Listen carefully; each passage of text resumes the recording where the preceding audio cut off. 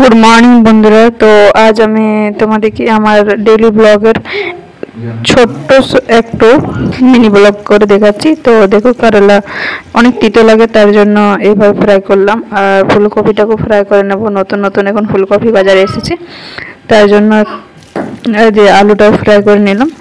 তো তাতে আমি ফুলকপিটা फ्राई করে নেব একটু, দেওয়ার পরে मर्निंग डिटी है तो ताड़ाताड़ी एक रान्ना करते होबे।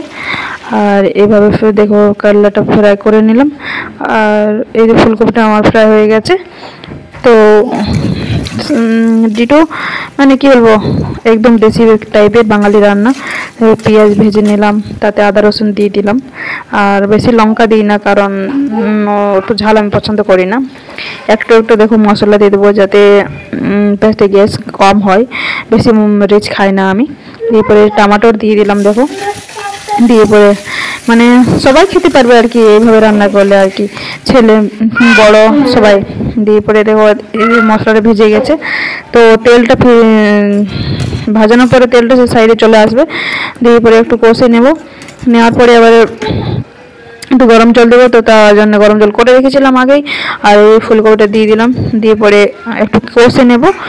আর বন্ধুরা আমার এই মিনি ব্লগ দেখতে কেমন লাগে প্লিজ কমেন্ট করে বাতাও। আর যদি ভালো লাগে তো সাবস্ক্রাইব করো, আর কেউ যদি নতুন হয়ে থাকে তাও সাবস্ক্রাইব করো। আর এইটা আমার হয়ে গেছে ফুলকপির ঝোল আর গরম গরম ভাত আর করলা ভাজা। তো প্লিজ গাইড